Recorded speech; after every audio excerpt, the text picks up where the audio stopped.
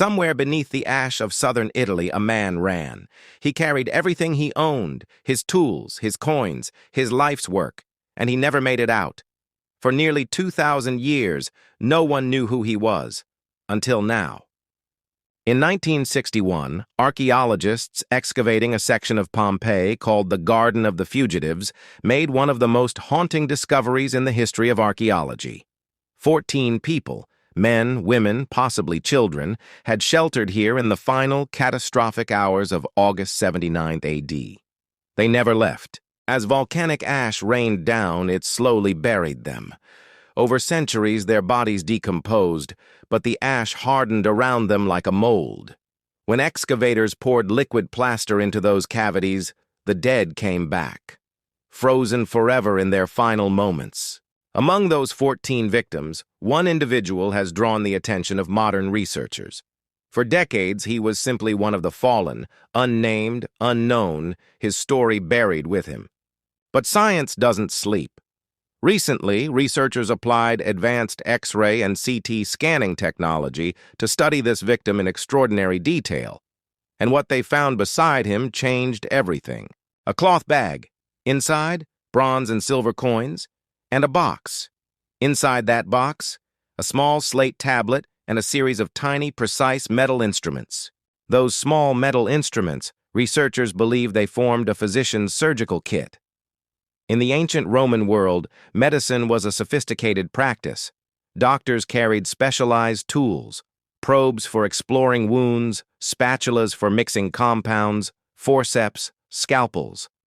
And that slate tablet?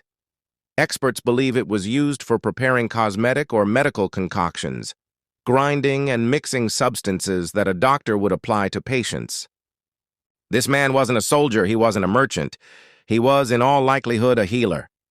Try to imagine it. The 24th of August, 79 AD Pompeii, a thriving Roman city of roughly 11,000 people. Markets open, children playing in the streets, smoke rising from bakeries. Then, just after midday, Vesuvius explodes. Not with slow lava, but with a catastrophic column of superheated gas, rock, and ash shooting 30 kilometers into the sky. Our doctor would have known the danger immediately. He gathered what mattered most: his coins, his financial security, and his instruments, the tools that defined his identity. He ran. But Pompeii offered no mercy that day. The ash that killed him also preserved him. For 1,142 years, he lay in the Garden of the Fugitives, untouched, unknown, carrying his life's purpose in a cloth bag beside him.